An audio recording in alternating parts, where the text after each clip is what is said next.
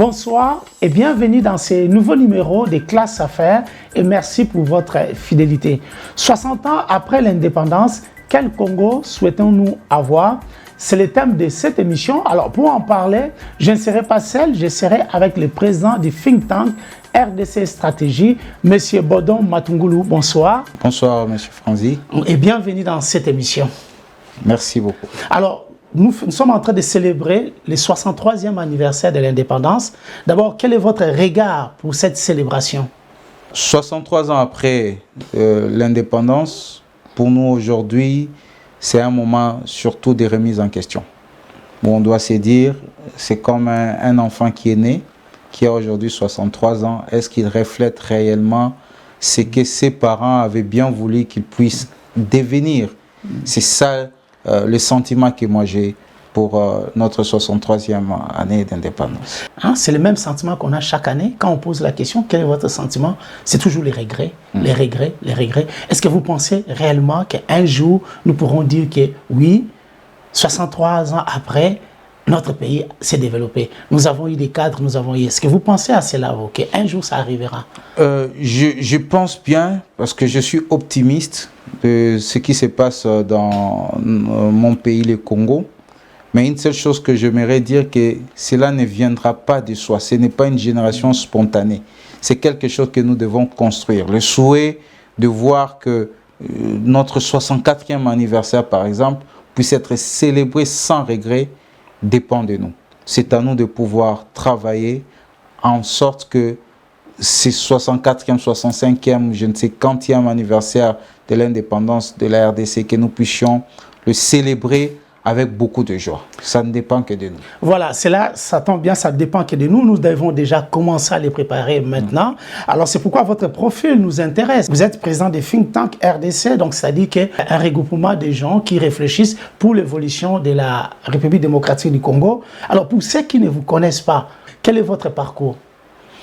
Ok, merci beaucoup, Monsieur Franzi. Comme vous le dites, votre présentation l'a si bien éclairée. Moi, je suis Bodon Matungulu, donc je suis congolais, né à Kalima. Kalima, c'est dans les Maniema, parce que mon père travaillait à la Somenki. Donc, c'est pourquoi je me suis retrouvé naître à Kalima. Et aujourd'hui, nous avons pu étudier. Moi, j'ai fait mon école secondaire à l'école au collège Bonsomi, un collège jésuite. Donc, après quoi, je suis allé à l'université de Kinshasa, la faculté polytechnique, où j'ai décroché en fait mon diplôme d'ingénieur à la faculté de génie civil, orientation structure et ouvrage d'art. Jusqu'en 2017, j'ai pris donc l'option de pouvoir aller en Europe, précisément en France, pour faire une spécialisation à l'École nationale des ponts et chaussées à Paris. Et dès là, je suis rentré au pays, j'ai pris la décision parce que j'avais quand même déjà commencé ici après avoir fini. On m'a sollicité, j'ai commencé à la SNCF, j'ai travaillé avec Sistra ici à Paris. Lorsque le président Félix est arrivé au pouvoir, j'ai été contacté par le conseiller spécial à l'époque en charge des infrastructures qui avait voulu à ce que je puisse l'accompagner dans son équipe qu'il avait mis en place. Alors je suis rentré et j'ai apporté mon expertise dans pas mal de projets, après quoi j'ai été encore sollicité par les conseillers spéciaux en charge des investissements, et où nous avons aussi apporté notre expertise. Et là, nous continuons à apporter notre expertise avec le ministère des Transports sur pas mal de projets d'infrastructure. Et voilà un peu le parcours que j'ai eu à avoir du point de vue académique et puis professionnel. Ben, quand on entend votre parcours, alors, qu'est-ce que vous regrettez que la RDC n'arrive pas à faire avec des personnes qui ont de tels parcours comme vous pour que le 64e anniversaire de l'indépendance, nous ne puissions plus continuer à regretter? Moi, je pense qu'aujourd'hui, il faudrait que l'on puisse plus axer le choix dans les postes de décision doit être basé sur la méritocratie.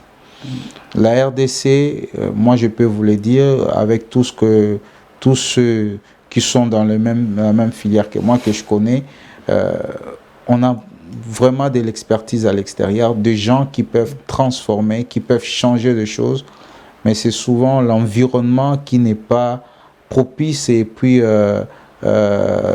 n'encourage pas en fait à ces gens de pouvoir entrer et se dire qu'ils peuvent faire quelque chose. Je me rappelle lorsque j'ai pris la décision de démissionner là où je travaillais déjà avec la SNCF pour rentrer au pays, on m'a posé la question, on dit mais qu'est-ce que tu vas faire là-bas? Est-ce que tu penses que ça va marcher? Parce que tu as l'opportunité d'être ici, pourquoi tu rentres au pays?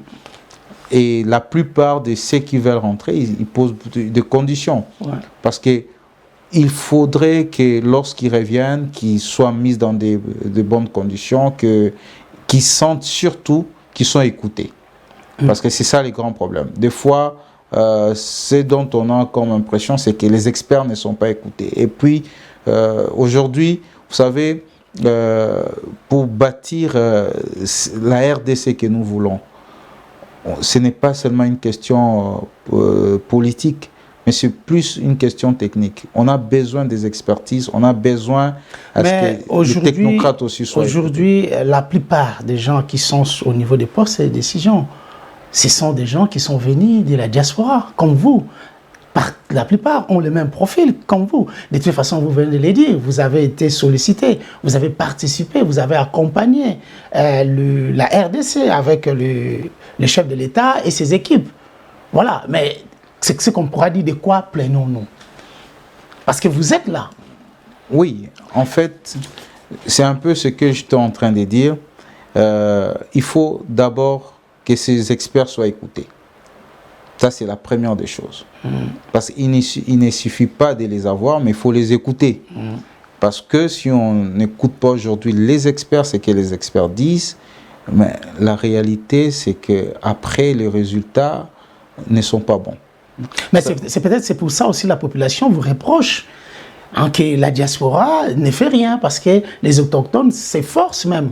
Il y a des gens qui n'ont même pas un centimètre de parcours que vous avez, mais qui sont à Kinshasa, ils se voient qu'ils arrivent à servir le Congo, que nous qui venons de la diaspora.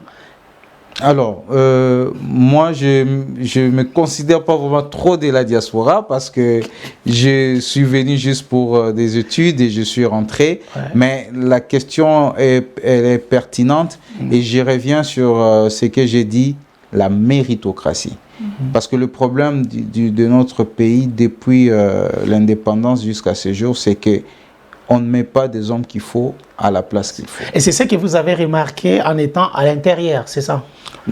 Aujourd'hui, c'est depuis, vous imaginez, il y a même le régime ancien, je me rappelle de la phrase que l'ancien président avait sortie pour dire que s'il avait au moins 15 personnes qui pouvaient comprendre, qui pouvaient l'accompagner. Parce qu'il ne suffit pas seulement d'avoir l'expertise, mais il y a aussi des valeurs qui comptent. Il faut des valeurs. Il faut des valeurs. Parce qu'aujourd'hui, moi, je vois des grands professeurs qui sont prêts à pouvoir tordre certaines lois, tordre certaines choses pour, en fait, permettre à ce que certaines choses se fassent. Or, en tant que scientifique, d'abord, il faut être rigoureux. Et moi, je pense aujourd'hui, il y a certaines valeurs qu'on doit incarner, entre autres l'intégrité. C'est très important comme valeur pour permettre à ce qu'aujourd'hui, la loyauté pour que le pays puisse avancer. C'est notre pays, aujourd'hui, il y a cette dynamique-là et cette volonté qu'on est en train de sentir avec le gouvernement, le pouvoir en place. Mais cela ne suffit pas. Il faudrait maintenant que ça soit, qu'il y ait des hommes pour accompagner cette vision. Parce qu'en leadership, nous parlons toujours des amplificateurs de la vision. La vision peut être là, mais il faut des hommes pour amplifier cette vision, pour faire en sorte que cette vision puisse réellement devenir une réalité. Voilà, donc il faudra des gens qui ont des valeurs, qui ont de l'expertise, qui ont des idées. Et donc il faut des groupes qui créent aussi, qui développent aussi des idées. Vous avez créé votre think tank il y a une année, think tank RDC Stratégie. D'abord, qu'est-ce qui vous a motivé à créer ce think tank, cet endroit de réflexion, hein? Un réservoir de réflexion, de solutions? Qu'est-ce qui vous a poussé? Nous estimons d'abord que la RDC ne peut être RDC sans sa grandeur. Et aujourd'hui, notre profond désir, c'est de pouvoir concrétiser ce développement de la RDC qui passe inévitablement par l'amélioration du niveau de vie de la population. Et pour y arriver, nous avons besoin aujourd'hui de pouvoir former de personnes qui ont le profil que je venais tout à l'heure de vous présenter, des personnes de valeur, de personnes qui savent réfléchir et penser la RDC à un horizon lointain. Parce que pour bâtir le présent et le futur, on a besoin de réfléchir au présent pour bâtir le futur. Voilà un peu la motivation de la création de notre think tank. Alors, quels sont les objectifs de votre think tank? Parce que chaque regroupement, quand vous créez quelque chose, vous devez vous fixer des objectifs à atteindre pour que votre vision soit en adéquation avec les actions que vous êtes en train de mener. Alors, comme tout fonctionnement d'un think tank, c'est de pouvoir en fait réaliser des études prospectives. Et nous nous sommes fixés comme objectif de pouvoir en fait favoriser et promouvoir des secteurs stratégiques qui vont permettre l'émergence de la RDC à l'horizon 2040. Mais quels sont les secteurs que vous définissez stratégiques en République démocratique du Congo? Au niveau du think tank, nous en avons 4 que nous avons nous avons regroupé en 4 grands secteurs. Premièrement, c'est sur le capital humain. Parce que le capital humain, c'est pour nous le secteur qui sous-tend le développement de toute nation. On pourra revenir sur ça avec les détails. Le deuxième secteur, c'est le secteur sur les infrastructures. Vous allez constater que dans tout le plan d'émergence des pays dans le monde, les secteurs des infrastructures jouent un rôle important. Le troisième secteur, nous parlons de la bonne gouvernance, l'amélioration du climat des affaires et aussi tout ce qui est réforme institutionnelle. Et comme quatrième secteur, c'est le secteur qui touche l'environnement et les ressources naturelles et énergétiques. Alors aujourd'hui, si vous vous mettez à réfléchir dans ces regroupements que vous appelez les think tank RDC Stratégie, il faut exposer ces décisions. Comment fonctionne, comment faites-vous pour que les autorités prennent en compte ou prennent connaissance des réflexions que vous êtes en train de faire? Vous savez, en tant que think tank, nous organisons entre autres des forums, des ateliers, des conférences, des réflexions autour des thématiques. Et je vous donnerai un exemple. Le lancement de ce think tank, nous l'avions fait avec l'UNESCO, où nous avons lancé le think tank avec le thème sur le capital humain. Parce que aujourd'hui, le capital humain, comme j'étais en train de le dire, c'est très important pour le développement de notre pays. Vous allez constater qu'aujourd'hui, en termes mondiaux, c'est une compétition aujourd'hui des connaissances. Ce qui bâtit aujourd'hui les nations, c'est l'économie des connaissances. Monsieur Franzi, aujourd'hui, la RDC regorge des ressources naturelles. Bien souvent, on parle des ressources naturelles de la RDC. Mais moi, je me dis toujours, avant de parler des ressources naturelles, il faut parler des ressources intellectuelles, humaines, du capital humain. Parce que, à quoi sert d'avoir des ressources sous nos pieds lorsque nous n'avons pas la capacité de pouvoir extraire ces ressources et de pouvoir les transformer? Lorsque nous n'avons pas d'expertise pour cela, c'est d'autres personnes qui viennent le faire à notre place. Voilà pourquoi aujourd'hui, il est important de pouvoir parler de capital humain. Nous avons organisé notre forum sur les infrastructures et là, nous avons donné des recommandations. C'est comme ça que nous fonctionnons, c'est pour vulgariser en fait ces réflexions. Nous mettons ensemble les acteurs publics, privés, qui vont réfléchir sur des thématiques. Et dans les cas des infrastructures, nous avons produit un document que nous appelons la voie à suivre, qui contient 50 recommandations. Mais quelle est l'influence de ça une fois que vous avez produit ces documents? Voilà, il y a de bonnes résolutions. Ouais. Quelle est la suite pour que ces résolutions soient appliquées? La suite, en tant que think tank, nous le présentons auprès des acteurs qui sont concernés, si c'est les secteurs publics, si ça peut être les secteurs privés, et nous faisons ce travail de lobbying pour que cela soit pris en compte lorsque les décisions sont prises. C'est le cas par exemple du forum sur les infrastructures. Vous allez peut-être le voir en image. Nous avons parcouru tout le bureau. Nous sommes allés voir le ministre des Transports, le ministre des Infrastructures, tous ceux qui sont dans les secteurs privés pour les remettre en fait c'est le document qui a été produit. Nous, en tant que think tank, c'est ça notre rôle, c'est de pouvoir mettre à la disposition des acteurs, que ce soit politiques ou privés, des réflexions et faire ces lobbying pour que ces réflexions, ces recommandations puissent être suivies. Est-ce qu'il y a l'administration, prenons par hasard congolaise, des ministères, peuvent faire appel à vous pour réfléchir à un sujet? Si oui, comment ça se passe? Oui, parce que vous savez, M. Franzi, dans le pays anglo-saxon, c'est plus là d'où vient en fait le concept du think tank. Et c'est des think tanks aujourd'hui qui poussent les choses et qui sont même, disons, sollicités par les autorités pour être éclairés sur une question. Et ça, c'est une culture que nous devons mettre en place. Et vous allez voir que dans ces pays-là, les choses évoluent.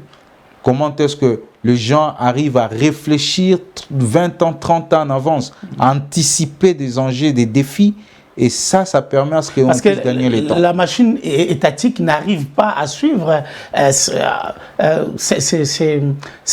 genre de travail, à les préparer en amont, ou c'est parce que le think tank arrive avec un nouveau souffle, avec un nouveau regard peut-être, et puis les contacts, les choses qui se passent.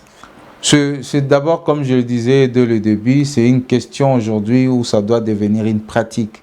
C'est-à-dire, moi je vous dis, dans un pays, la RDC, comme je le disais au début, les experts ne sont pas écoutés. Parce que si les experts étaient écoutés, il y a beaucoup de choses qui allaient, disons, aujourd'hui changer. Et c'est ça en fait. Aujourd'hui, je vais vous donner l'exemple de la France. Il y a un think tank qui était privé, mais que l'État a rendu cela public, qui aujourd'hui accompagne la primature de la France pour des réflexions dans des secteurs stratégiques. Et c'est en fait ce que nous voulons, disons, apporter. Et ça, c'est un travail, ça demande en fait de pouvoir travailler, de pouvoir essayer encore de faire entendre notre voix pour permettre à ce que, lorsque de think tank, on n'est pas le seul, des think tanks qui naissent comme ça, qui viennent avec des idées, que ces idées puissent être suivies. Pour les entreprises qui souhaitent vos conseils, vous consulter pour être éclairés sur des décisions qu'ils souhaitent prendre, quels sont les secteurs où vous êtes vraiment qualifiés? Alors, les secteurs où nous sommes qualifiés, déjà, je vous ai présenté les 4 grands secteurs, les axes que nous poursuivons. Mais à côté de cela, nous sommes en train de lancer, si je peux dire, petit à petit, de rendre opérationnel en fait ce que nous appelons des clubs prospectifs qui gèrent ces secteurs.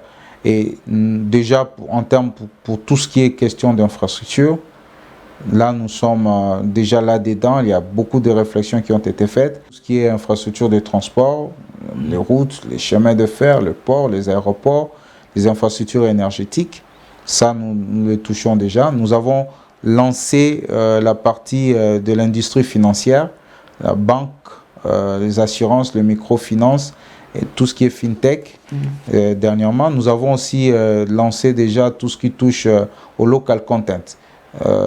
Lié à la sous-traitance, surtout dans le secteur minier. Aujourd'hui, c'est déjà l'année passée, nous avons lancé cette activité au niveau de Lubumbashi.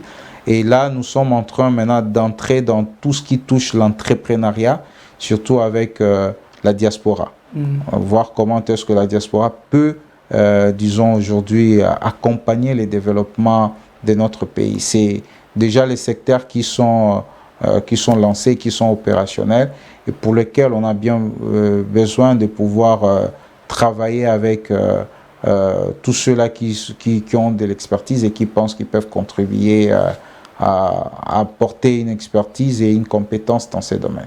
Voilà, avec vous, avec Think Tank RDC Stratégie, le Congo que nous voulons, nous continuons avec vous. Je vais juste vous proposer de regarder un reportage sur l'indépendance parce qu'il faut savoir que nous sommes pendant la période commémorative de notre indépendance, l'accession à l'indépendance. Moi, j'aime bien dire qu'on l'a arraché, hein, on ne nous a pas donné comment on l'a arraché. Alors, je vais juste vous proposer de regarder ces reportages et puis nous allons en parler juste après. Restez avec nous. C'est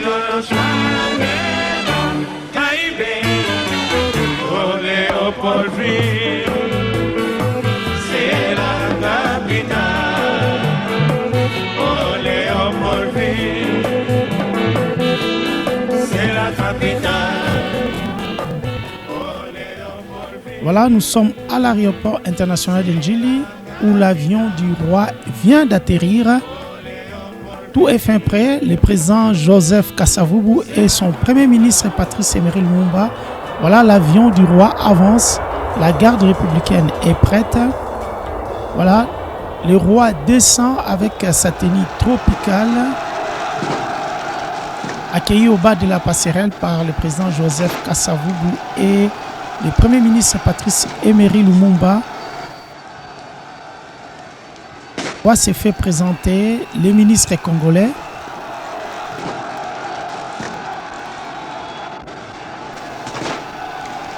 Un jour historique, c'est 30 juin 1960, c'est le jour de la proclamation de l'indépendance du Congo. Les rois et les chefs de l'État se rendent au palais de la nation. Il y a une foule immense qui les attendent. Il faut savoir que les deux chambres sont réunies sous la présence de M. Iléo, président du Sénat. Voici l'entrée solennelle du roi Baudouin et les chefs de l'État sous les applaudissements des parlementaires et les invités.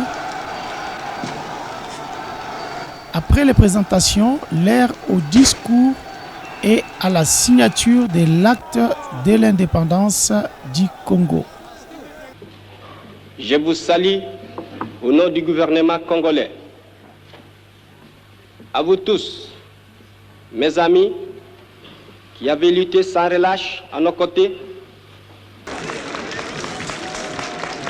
Je vous garantis que le discours du Premier ministre Patrice Emery Lumumba a secoué toutes les délégations ici présentes.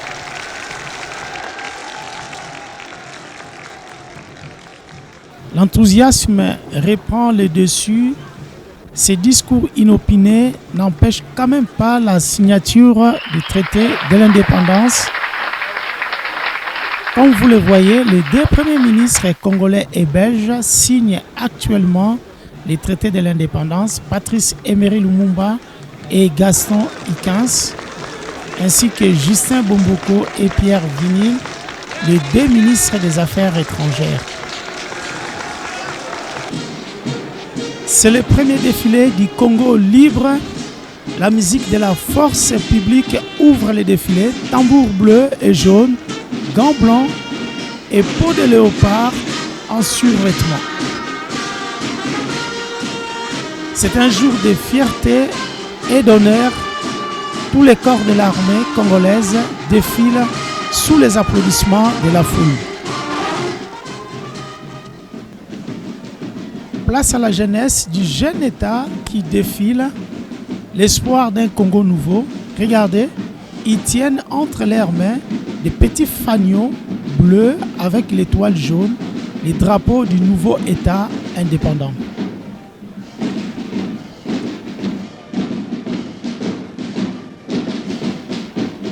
Voilà, c'est la fin. On aperçoit les rois Baudouin, Joseph Kasavubu quitte maintenant la tribune centrale. Le roi Baudouin rentre dans son décapotable et voilà, c'est le départ. Ainsi, sous ces beaux soleils se termine cette journée mémorable qui a débuté avec la signature des traités de l'indépendance. Ces beaux défilés et les invités sont conviés ce soir au dîner avec les rois Baudouin Ier. Voilà, de retour sur ce plateau, après avoir regardé ce reportage de l'accession de la République démocratique du Congo à l'indépendance. Pour tous ceux qui nous rejoignent, 63 ans après l'indépendance, quel Congo voulons-nous avoir est le thème de cette émission et je ne suis pas seul. Avec moi, M. Bodom Matungulu, le président du think tank RDC Stratégie.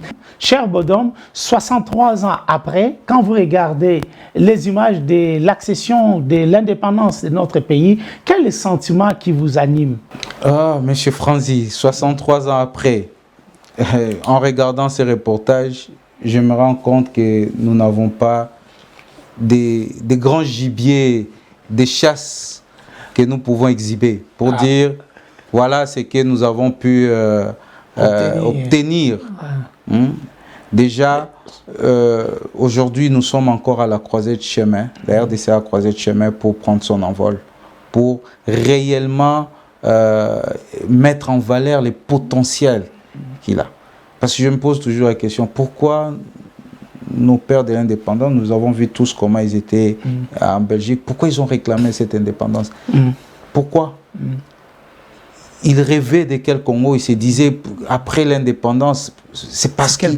Et j'ai retenu une chose, je vais vous permettre que vous puissiez, je vais les lire un peu intégralement pour que vous puissiez comprendre. C'est le discours que Lumumba fait à la session de l'indépendance. Il y a un extrait. Il dit, nous avons connu les travails harassants, exigés en échange des salaires qui ne nous permettaient ni de manger à notre faim, ni de nous vêtir ou de nous loger décemment, ni d'élever nos enfants comme des êtres chers. Quand j'ai entendu ça, j'ai dit, qu'est-ce qui a changé aujourd'hui? Est-ce que nous avons des salaires aujourd'hui qui nous permettent de pouvoir se nourrir? Des salaires qui nous permettent aujourd'hui de prendre en charge nos enfants, de se loger décemment. Et il va continuer par autre chose, c'est ce que j'ai surtout noté à la fin quand il est présente. Il dit, tout cela, mes frères, nous en avons profondément souffert. Mais tout cela aussi, nous, que le vote de vos représentants lui a agréé pour diriger notre cher pays. Nous qui avons souffert dans notre corps et dans notre cœur de l'oppression colonialiste, nous vous le disons, tout cela est désormais fini. Mais vous, étant que think tank, si vous étiez à cette époque-là, le think tank existait, quels seraient des objectifs pour demander l'indépendance? C'était par rapport vraiment à quoi? Qu'est-ce qui devait vous pousser? La stratégie que vous pensez que non, on devait être indépendant parce que tel secteur n'était pas développé ou pour faire développer tel secteur? En termes de développement de secteur, il y avait déjà ce qu'on appelle des germes. Parce que vous regardez le Congo en 1960, c'est un pays florissant, c'est parmi les pays les plus développés d'Afrique. Oui, tout à fait. Ça, ce n'était pas un problème. Mais vous savez, aujourd'hui, le plus grand problème, c'est qu'il faut avoir cette souveraineté, pas seulement politique, mais économique. L'indépendance est certes venue donner cette souveraineté politique où les gens pouvaient prendre des décisions, mais est-ce que la souveraineté économique, nous l'avions eue? Je ne pense pas. Parce qu'aujourd'hui, on est toujours... Vous savez, tant qu'on continue à faire la même chose, ne nous entendons pas à des résultats différents. On aura toujours le même résultat. Et la recette ou bien la structure, le modèle économique, jusque-là, nous ne l'avons pas changé. Au contraire, la RDC aujourd'hui, nous importons plus que nous exportons. Nous avons une économie tournée plus sur l'industrie extractive, sur les mines, alors qu'on doit aujourd'hui chercher à voir comment diversifier. Voilà ce que nous avons réfléchi au niveau du think tank RDC Stratégie. Il faut aujourd'hui que nous puissions avoir une rupture avec les anciennes pratiques. Les pratiques qui ont... parce que ce n'est pas le problème, ce n'est pas notre accession à l'indépendance, le problème c'est plutôt qu'est-ce que nous avons fait de l'indépendance que nous avons reçue. Mais qu'est-ce qu'on pouvait faire? Oui. Parce que de toutes les façons, on n'a pas voulu nous donner cette indépendance. Qu'est-ce qu'on pouvait faire? Non, c'est comme je venais de le dire, il fallait avoir cette indépendance. Et nos pères l'ont bien fait, ils l'ont réclamé, ils l'ont eu. Mais le problème, comme je l'ai dit, c'est ce que nous en avons fait. L'attitude que nous avons eue après l'indépendance. Parce qu'après l'indépendance, juste à la veille, après, qu'est-ce qui se passe? C'est la division totale qui entre parmi nos élites. Et c'est là où je dis que nos élites ne nous ont pas aidés. Aujourd'hui, et c'est ce qui se passe aujourd'hui, je reviendrai sur certains aspects, pour que le décollage de la RDC se fasse, tant que nous n'avons pas cette unité, de nous qui sommes élites, rien ne va se faire. Parce que tant que nous sommes divisés, ça profite aux ennemis du Congo.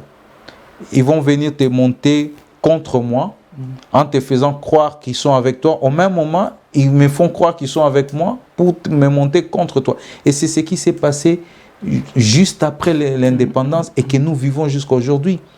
Et ça profite à ceux qui veulent voir ces pays toujours à genoux. C'est pourquoi nous parlons, il faut aujourd'hui mettre en place ce qu'on appelle une intelligence collective.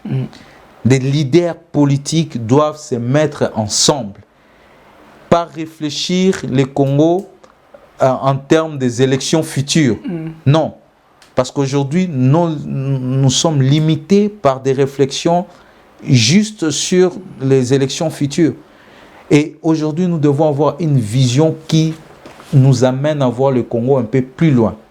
Et nous, dans ce que nous avons pu ressortir comme recette qui va nous permettre, après avoir fait une analyse de ces 63 ans d'indépendance, et essayer de voir un peu ce qui n'a pas marché, il faut une ambition.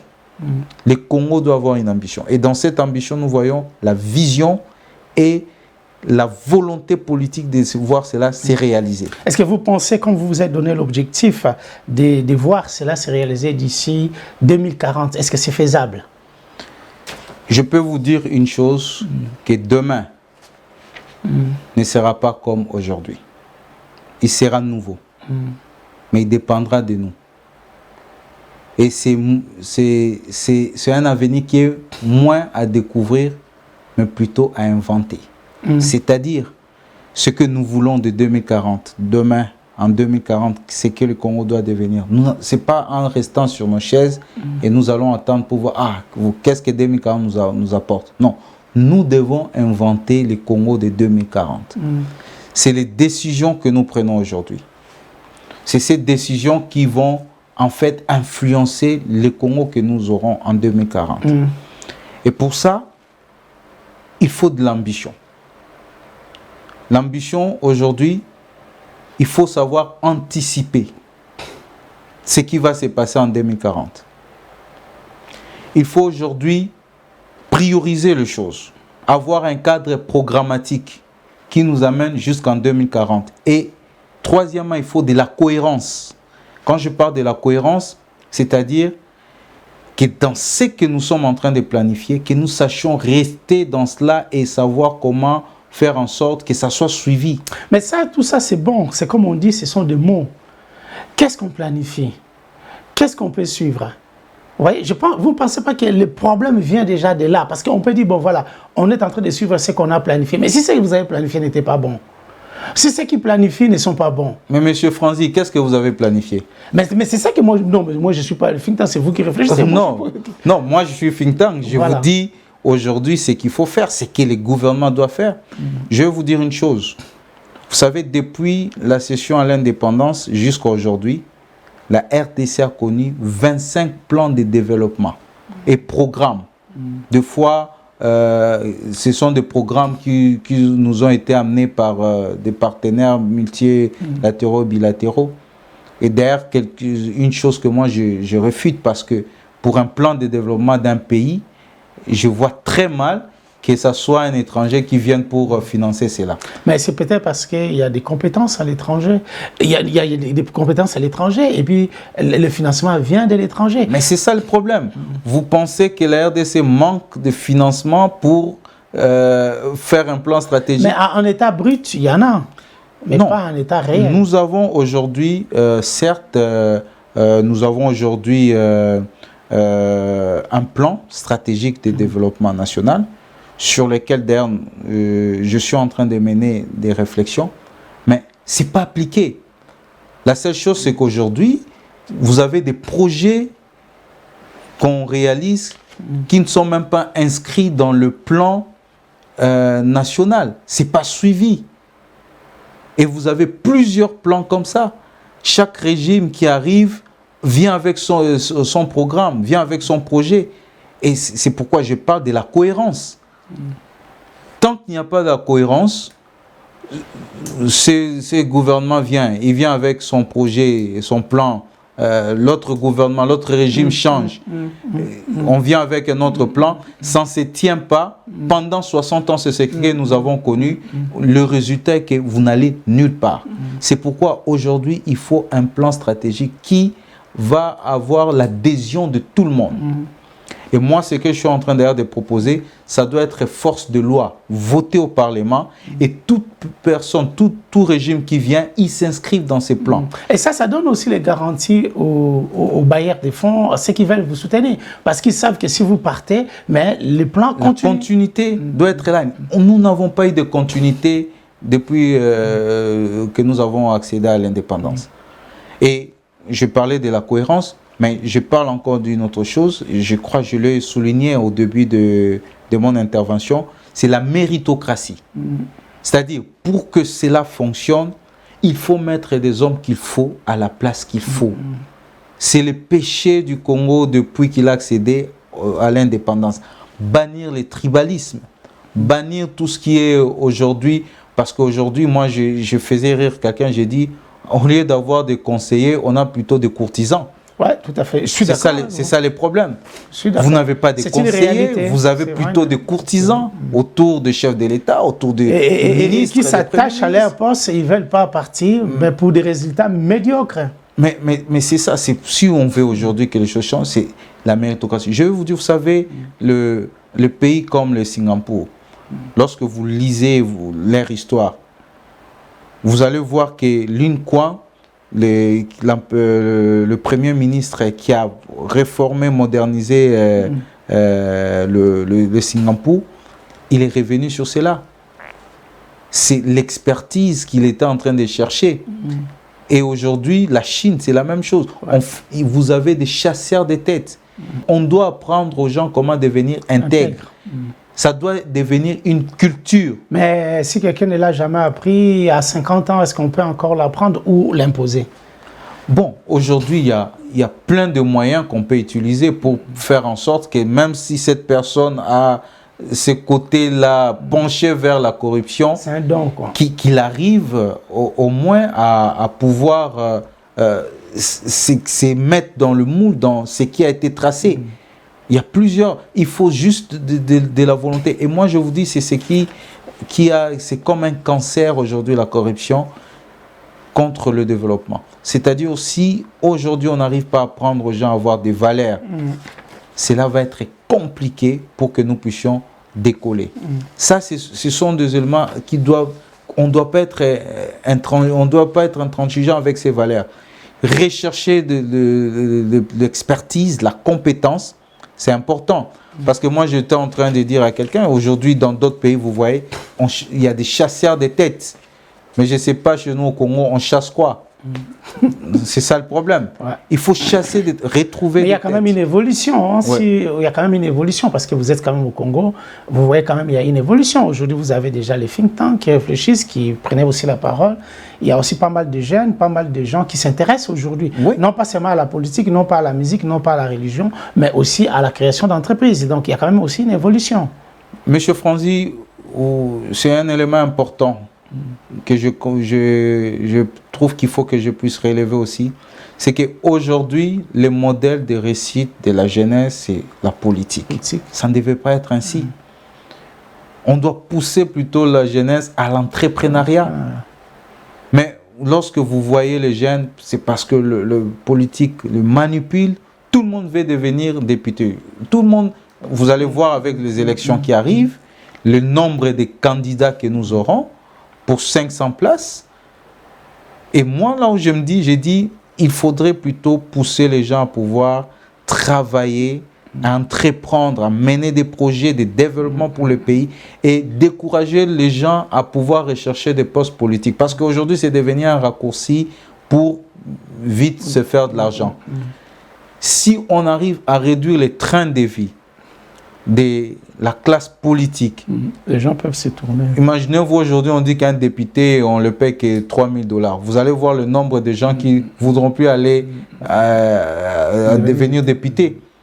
Si c'est qui peut aujourd'hui devenir entrepreneur et gagner des millions, qu'est-ce qu'il va aller chercher pour devenir député? Ça sera plus de gens qui ont cette vocation, des gens qui portent réellement, disons, ces aspirations. Et qui ont aussi un parcours aussi. Qui ont un parcours de pouvoir défendre, disons, apporter la voix du peuple, défendre ses intérêts. Ce sont ceux-là que vous allez retrouver là-bas. Parce que vous avez en même temps le même député qui sont là, qui veulent devenir en même temps des mandataires, en même temps des ministres. Mais c'est un peu le pays un peu pris en otage par une classe de personnes. Et c'est là où aujourd'hui la jeunesse doit savoir. Et la plupart, le parcours est chaotique aussi. Hein? Bon, le parcours, on revient encore sur cela, c'est-à-dire aujourd'hui, il faut choisir, il faut savoir repérer des gens qui peuvent jouer ces rôles pour amener en fait ces pays à être développés. Donc, c'est pour me résumer, je vous dirais que la RDC de 2040 n'est pas à découvrir, c'est à inventer. Voilà, la RDC de 2040, c'est pas à découvrir, c'est à inventer. Vous avez lancé, c'est pourquoi vous avez lancé ici à Paris, au niveau du Schengen, votre think tank. Alors, je vous laisse regarder ces reportages et puis on se revoit juste après. C'est samedi 17 juin à l'hôtel Bedford à Paris, le think tank RDC Stratégie a lancé officiellement ses activités dans l'espace Schengen. Cette journée est organisée sous forme d'une conférence-débat avec pour thème « Le Congo que nous voulons ». Nous sommes très heureux de pouvoir avoir fait la présentation de notre structure, mais également d'avoir pu organiser ce temps de conférence pour donner un peu un aperçu de nos activités et de ce que nous cherchons à faire. Ça a été l'occasion aussi pour nous d'essayer de rassembler un grand nombre de personnes autour de notre projet. Le président de think tank RDC Stratégie, M. Bodom Matungulu, a présenté officiellement le think tank au public dans la première partie de la journée. En fait, nous sommes un think tank, donc un laboratoire d'idées où nous réfléchissons de manière ouverte et indépendante sur les questions qui touchent à l'émergence de la RDC, aux différentes politiques publiques, et nous menons des réflexions prospectives pour essayer d'apporter des solutions à ces problèmes. La deuxième partie de la journée était consacrée à la réflexion sur le Congo que nous voulons, 63 ans après l'indépendance. Plusieurs intervenants ont participé à cette réflexion, notamment M. Boubacar Kamara, homme politique sénégalais, Mme Leslie Boni Lundula, fondatrice de Congo Synergie Club, Mme Andrea Kalumbi, présidente de Jami Asbel, et le président Bodom Matungulu. Oui, en tout cas, vraiment, les idées qui sont en train d'être sorties là, ce sont des idées vraiment assez riches. Donc voilà pourquoi les experts sont réunis là aujourd'hui autour de la RDC Stratégie pour pouvoir mettre les idées ensemble. À l'issue de ces conférences, nous allons sortir des idées et les idées qui seront proposées au gouvernement. Voilà. Pour les participants à cette journée de lancement, c'est une initiative à encourager que l'État congolais peut s'appuyer sur les réflexions des think tanks pour améliorer les conditions de vie de la population. Pour moi, je ne suis pas au gouvernement, je ne suis pas un homme politique congolais, mais si j'étais à leur place, je m'appuierais sur la réflexion, les analyses, les recommandations de RDC Stratégie pour pouvoir construire les politiques publiques et améliorer le vivre ensemble du Congolais. La différence avec d'autres think tanks qui pilulent en République démocratique du Congo, selon le président des RDC Stratégie, reflète sur les solutions apportées au sujet concernant les méga-tendances. Nous venons aujourd'hui avec une analyse qui tient en compte aujourd'hui sur ce que nous appelons aujourd'hui les méga-tendances sur lesquelles nous voulons réfléchir, qui est la démographie, les climats, et tout ce qui touche au niveau du numérique. Nous avons des solutions concrètes que nous voulons partager avec l'élite, avec le gouvernement et apporter réellement une nouvelle recette qui va faire en sorte que le Congo d'aujourd'hui ne ressemble plus au Congo de demain. Le think tank en République démocratique du Congo, qui propose des solutions aux problèmes des Congolais, souhaite transmettre les produits de leurs réflexions aux autorités qui commencent à considérer le rôle des think tanks dans l'exercice du pouvoir au Congo. Voilà, de retour sur ce plateau, 63 ans après l'indépendance, quel Congo souhaitons-nous avoir? C'est le thème de cette émission. Avec moi sur ce plateau, le président du think tank RDC Stratégie, M. Bodon Matungulu. Vous venez juste de voir les reportages du lancement du think tank RDC Stratégie dans l'espace Schengen. Alors, cher Bodon, que peut offrir la RDC indépendante à l'Afrique et au monde?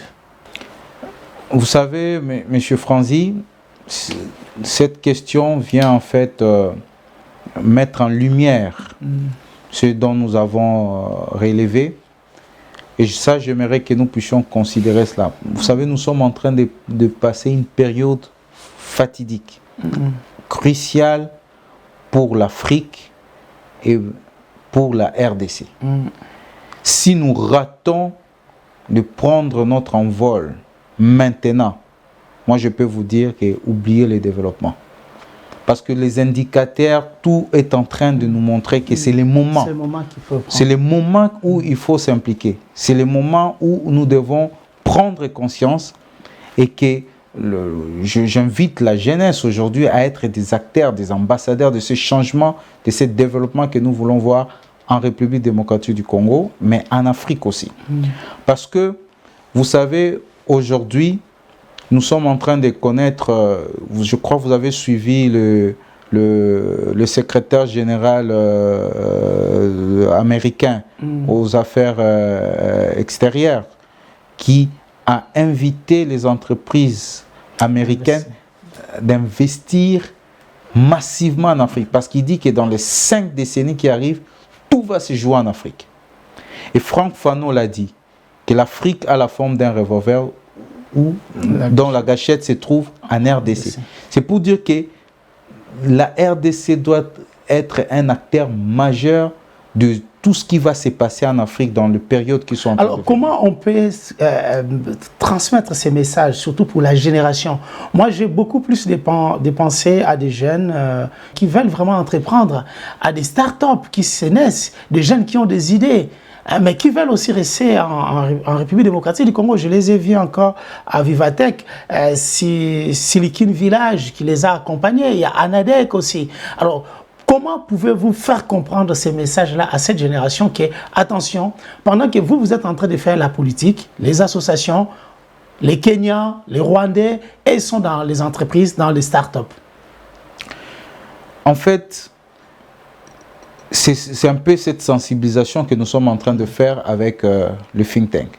Parce que là, nous avons rencontré les différents entrepreneurs qui évoluent ici en Europe et qui ont des projets pour le pays.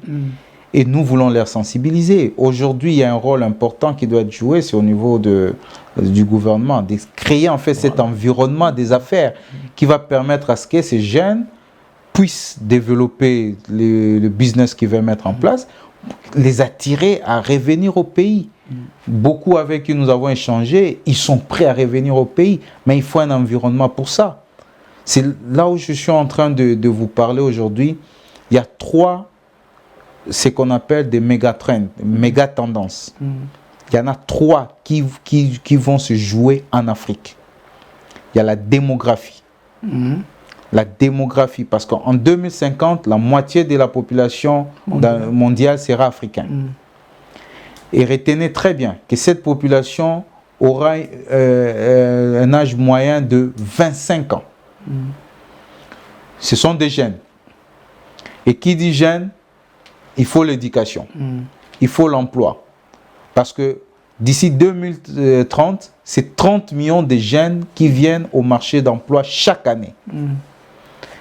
Et la RDC n'est pas à côté de cela. La RDC sera le 8e pays le plus peuplé du monde. Juste après le Brésil et devant l'Éthiopie. Et la RDC aura une population qui aura un âge moyen de 17 ans. Ça sera un grand défi. Il faut trouver de l'emploi pour ces jeunes. Parce que si rien n'est fait aujourd'hui, tous ces jeunes, il n'y a pas l'éducation qui est assurée, il n'y a rien qui est fait pour eux pour qu'ils puissent, disons, aller dans trouver des emplois, mais ils vont se retrouver dans la rue. Il y a ce que nous appelons la dividende démographique. Si nous ne faisons rien maintenant, parce que les écoles qui doivent accueillir ces jeunes de 2000, qui vont venir en 2050, ça doit être construit aujourd'hui. Les emplois qui doivent être créés pour ces jeunes, c'est aujourd'hui qu'on doit prendre des initiatives. Il faut mettre en place un environnement propice pour cela. Et l'avantage que nous avons, le deuxième grand méga tendance qui va se jouer en Afrique, c'est la transition énergétique. Avec aujourd'hui les climats. Les climats, et qui dans les climats, aujourd'hui, vous avez les énergies renouvelables, où vous avez les potentiels que la RDC regorge. Je vous dis que les énergies renouvelables, aujourd'hui, on l'a démontré, en Afrique, elle a la capacité de pouvoir créer 50 millions d'emplois. Et retenez ceci, que près de 37% de réserves en termes d'énergie renouvelable, vous les trouvez en RDC. Donc prenez les 37% de ces 50 millions, c'est en RDC qu'on a la capacité de pouvoir créer ces emplois. À côté de tout ce qui concerne les énergies renouvelables, vous avez les matières premières qui entrent en fait dans la construction des batteries électriques, qui sont aujourd'hui des matières premières stratégiques. 90% de ces matières premières stratégiques se retrouvent en Afrique. Et aujourd'hui, les études l'ont démontré que construire une usine de fabrication des batteries électriques et des véhicules électriques en RDC, parce que nous avons 70% du cobalt de la production mondiale, de réserve mondiale du cobalt. Construire cette usine en RDC va vous coûter 30 fois moins cher, 30% moins cher que le faire aux États-Unis, 20% moins que le faire en Chine et 50% de moins si on le faisait en Europe. Ce qui prouve qu'aujourd'hui, si on met en place cette chaîne de valeur, de la construction des batteries électriques, on crée des emplois. Ça, c'est le deuxième méga tendance. Et tout se joue en Afrique et en RDC. Et le troisième, c'est le numérique, le digital. Aujourd'hui, on parle de l'intelligence artificielle. Qui vont aujourd'hui utiliser le numérique? Ce n'est pas de vieux de 65 ans, 70 ans, c'est la jeunesse. C'est pourquoi tout ce qui va se faire comme avancée technologique dans le numérique, les réservoirs qu'a l'Afrique et particulièrement aussi la RDC en termes de la jeunesse, fera qu'on sera plus avancé dans tout ce qui concerne le numérique. Et il faut prendre des dispositions aujourd'hui. Je reviens du Maroc où je suis allé visiter l'université Mohamed VI, Polytechnique Mohamed VI, qui venait d'être construit par l'OCP. L'OCP, c'est en fait l'équivalent de la GECAMINE chez nous. Ce sont eux qui financent ces campus, ces universités. Mais vous voyez qu'ils l'ont fait avec une vision de pouvoir être un hub pour l'Afrique, pour attirer les compétences chez eux, pour être formés. Mais c'est des choses, des initiatives que nous devons prendre aujourd'hui. Tout ce qu'on peut tirer de nos richesses doivent nous amener à mettre cela en place. Voilà pourquoi moi je vous dis qu'aujourd'hui, la RDC, on ne doit pas rater de prendre les trains du développement. Si nous ratons ces trains, nous allons encore attendre 50 ans, 60 ans après pour prendre ces trains. C'est pourquoi aujourd'hui, il faudrait que les autorités politiques puissent comprendre cela, anticiper. Au lieu de nous faire la guerre, que nous puissions plutôt nous mettre ensemble, créer cette intelligence collective pour dire qu'est-ce qu'on peut faire pour notre pays pour les jours qui viennent, qu'est-ce qu'on doit faire pour cette jeunesse qui doit venir. Sinon, mon cher frère Franzi, le Koulouna dont on parle aujourd'hui, ça sera partout dans nos rues. Et on manquera même comment sortir de nos maisons. Alors, là, nous avons parlé de la stratégie, nous avons mis les jeunes au centre. Alors, quelle attitude doit avoir cette jeunesse? Aujourd'hui, cette jeunesse doit être engagée. La jeunesse doit s'engager. Nous devons prendre notre futur en main. Ce n'est pas d'autres personnes de pouvoir réfléchir à notre place. Il faut que nous puissions nous intéresser aujourd'hui à tout ce qui touche le développement de notre pays, à entreprendre. Et moi, je me dis toujours que lorsque on ne vous donne pas de l'espace, lorsqu'on n'arrive pas à vous amener, à vous encourager, provoquez vous-même les changements que vous voulez voir. En s'impliquant. Aujourd'hui, moi je dis, on a besoin d'une nouvelle élite politique et qui est aujourd'hui composée de jeunes. Parce que ce ne sont que les jeunes qui peuvent parler d'eux. D'accord. Alors, M. Bodom, nous approchons vers la fin de cette émission. C'est vrai qu'il y a encore beaucoup plus de choses à développer, mais je pense que ce que nous avons dit a renseigné un peu pas mal de nos téléspectateurs. Alors, quel message pouvez-vous maintenant adresser aux Congolais? 63 ans déjà de l'indépendance, on n'arrive toujours pas à décoller. Quel message de la fin pouvez-vous adresser à tous ceux qui nous suivent? Je vais adresser un message parce que je suis d'abord chrétien aussi. Donc, je crois fortement qu'il y a un destin attaché à la République démocratique du Congo. Et comme la Bible dit que la création tout entière attend avec un ardent désir la révélation du Fils de Dieu. J'aimerais dire que le Congo attend la révélation des gens qui vont porter à cœur ces pays et qui vont chercher à ce que ces pays puissent se développer. Et ces gens-là, c'est tout un chacun d'entre nous. Nous devons nous engager pour que le Congo que nous voulons, le Congo que nous rêvons de bâtir, nous devons l'inventer. Donc aujourd'hui, chaque Congolais doit s'engager, doit apporter sa pierre de contribution pour que ces pays que nous rêvons tant, ce Congo que nous rêvons tant, puisse arriver. Et surtout, nous devons la jouer collectif. Parce que jusque-là, depuis que nous avons accédé à l'indépendance, nous sommes divisés. Moi, je pense que même, je vais dire une chose, que pour qu'on puisse y arriver, on n'a pas besoin du pouvoir, on n'a pas besoin de l'opposition. On a besoin des gens qui se mettent ensemble, qui disent, voilà les Congos que nous voulons, voilà le Congo que nous rêvons. Allons ensemble, essayons de marcher. Si nous nous mettons ensemble, vous allez voir que même ceux-là qui viennent pour essayer de remettre ces pays à genoux, ils ne pourront rien faire. Mais aujourd'hui, ils ont encore la facilité de pouvoir s'y mixer et de pouvoir apporter, amener le chaos dans notre pays. C'est parce que les Congolais, nous ne sommes pas ensemble. Nous devons nous mettre ensemble si nous voulons voir notre 64e anniversaire, 65e et je dirais même 70e, que nous puissions avoir un autre discours. C'est l'unité qui doit nous caractériser. Et ça, c'est très important. Nous devons bannir tout ce qui est de tribalisme, régionalisme, plutôt c'est dire que nous sommes Congolais. Que tu sois de l'ouest, du centre ou du sud, du nord, que tu es d'abord Congolais et que tous nous devons avoir une même vision, voir tous dans la même direction. C'est ce qui fera en sorte que le Congo puisse prendre son envol et se développer. Et ça surtout, c'est une invitation que nous lançons à la classe politique. Les Congolais ont besoin de voir les dirigeants, les élites être ensemble, tous réfléchir sur le Congo, ne pas d'abord penser sur ses propres intérêts. Merci beaucoup, M. Bodom Matungulu, pour avoir accepté notre invitation. Je vous remercie, M. Francis.